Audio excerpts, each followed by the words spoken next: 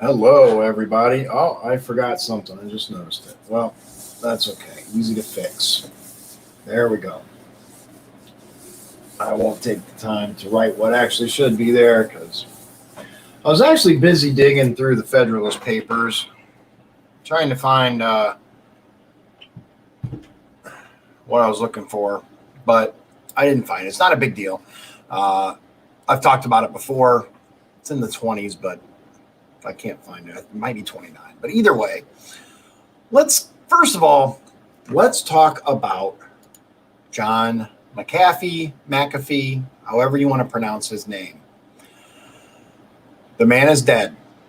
And according to mainstream media, he committed suicide. It's unfortunate that he has passed away. There are a number of red flags here.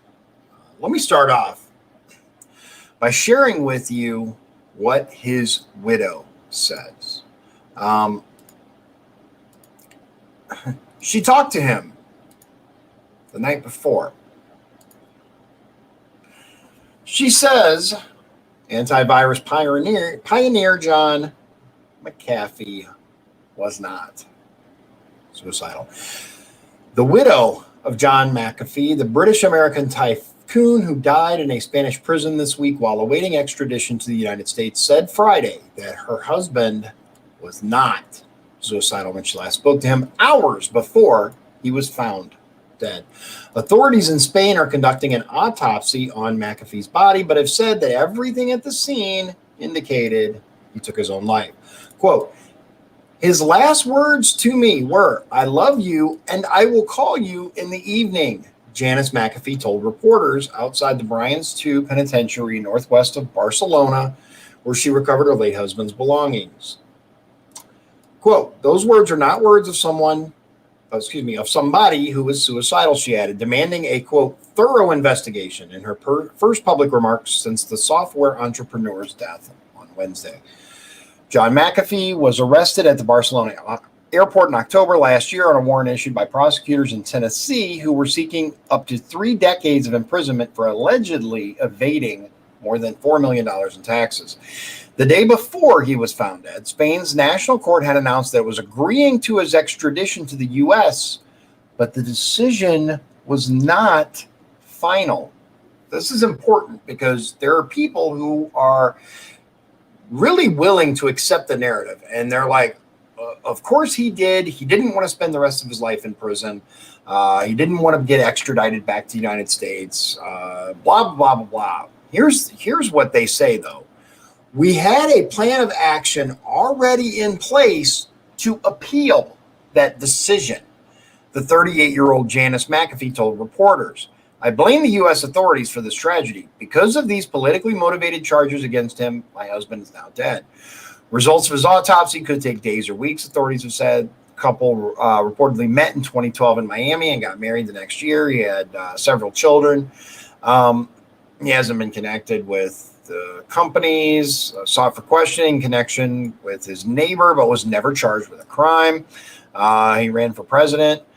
More recent tax problems that kept him away from the U.S. The Tennessee prosecutors' indictments from 2020 showed that the tycoon allegedly failed to declare income made by promoting cryptocurrencies, attending speaking engagements, and selling the rights for a documentary on his eventful life. Even though he was born in England, America was his home, Janice said. He came there when he was a child. He had his first girlfriend there, his first case, his first job. He made his first millions there, and he wanted to be there. But, politics just wouldn't allow for that to happen. So here's the interesting thing. Had chosen a northeastern Spanish coastal resort town as his base in Europe, at least since late 2019. All he wanted to do was spend his remaining years fishing and drinking. Hope things worked out, but he knew it would be an uphill battle, but he was continuing to fight.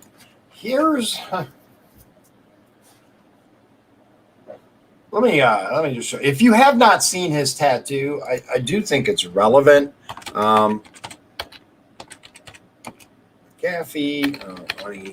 McAfee tattoo.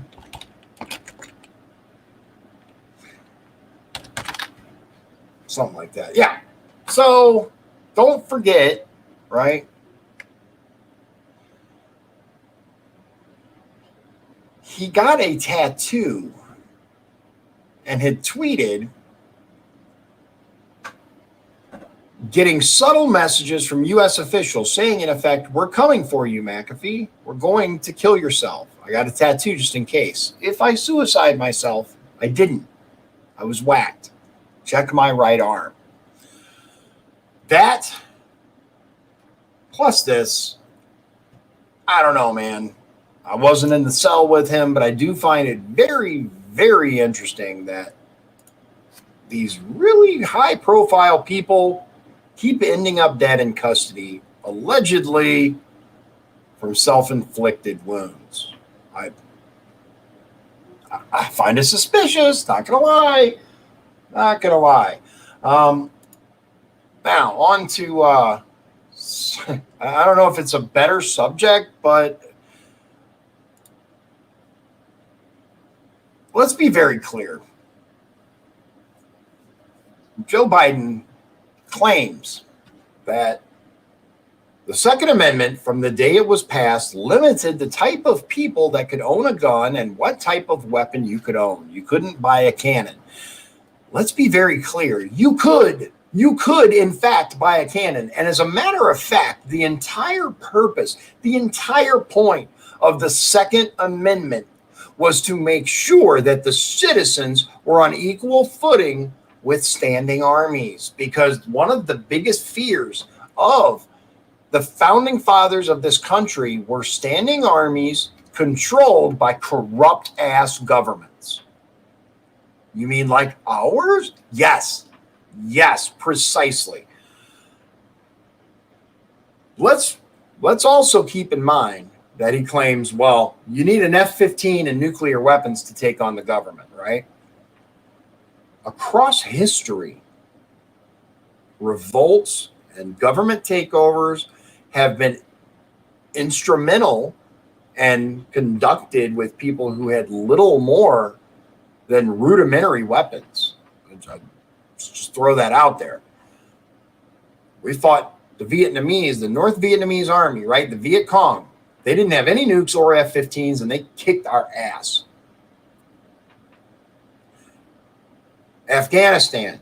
We've been fighting there for years and years and years. Still have not declared victory. They don't have a single F-15 nor a single nuclear weapon. There's two really stupid statements here. The first one is that, yes, we could buy cannons, actually, because the intent of the Second Amendment shall not be infringed was to ensure that regular, ordinary citizens, which, by the way, that was the militia. An average Joe was the militia. A citizen of the United States was a militia. Anyone 18 and older was considered, an adult was considered militia. And the 2A project does point out, let me show you here. It says, this guy says the Constitution does specify citizens of the U.S. Actually, there is no such restriction in the Second Amendment, which is consistent with the fact that many non-citizens, e.g. legal residents, may legally own firearms. And you know what? Let's keep in mind that the same media cabal and presidential administration who claim that people like the guy pictured left have no chance against their government without F-15s or nukes would also have you believe people like the guy on the right almost ended American democracy as we know it on January 6th. Keep that in mind. Do you see an issue there? Do you see the dichotomy, the false narratives that are being shoved down our throat? Let's get real here. I mean, come on. It's absolutely mind-blowing. It's frustrating because people are so easily led. They're so easily told. The biggest lies that I've ever seen. I just wanted to let you know, I am a firm, staunch believer in the Second Amendment, and I take shall not be infringed very, very seriously. If you say, well, I support the Second Amendment, but then you don't. You don't support it. You don't believe in it. You are not following the Constitution of the United States. Now, I will be the first to admit that our country is not perfect. We have problems. We have issues in this country, but there is no other country on the planet where your rights are as fundamentally protected from the government as here in the United States. There's a reason for that, because our founding fathers saw what would happen. They saw the potential for abuse. And unfortunately, we have not done our job by ensuring that people who give a damn about this country have been elected to positions to protect this country. It's time to change that. It's time to get behind the people who care. It's time to run for office if you can, or support someone that you believe in if you can't. That's the only thing that's going to change things. And I hope it's not too late for that. As an aside, I think I'm going to cut the beard. I talked it over with Donovan. He's heartbroken, but it's really hot and it's getting really furry and fuzzy, and I think it's just I think it might be time to get rid of it. Let me know what you guys think. Drop a comment. Let me know if you think I should keep it or shave it and go back to the way I had it before. At minimum, I'm probably going to trim it. It's getting a little wild here, but let me know. Let me know what you think. What's your preference? Keep the beard or shave the beard? Keep or shave? You just got to put keep or shave. Thanks for watching me and being there, ladies and gentlemen. I do appreciate it. Tonight was kind of a late video for this one, but I wanted to go ahead and get it out there because we have too few people who are willing to stand up and actually stand for something. And the ones that are willing to stand up and stand for something don't get the attention that they should. And Lord knows our politicians are just bottom feeders for the most part. On one hand, I can list the number of politicians I believe in, and from national all the way down to local. It's disgusting. It's absolutely disgusting. And it's time that you and I do something about it. More information to come, but it's absolutely mind-blowing that people swallow this hook, line, and sinker because they don't know any better, because our education system at this point is a joke. It's an absolute joke. It's a training camp for revolutionaries. That's all. That's it for tonight. I'm done. Thanks for coming out. God bless you. God bless Indiana. God bless the United States of America. It's not too late to save it. Thank you.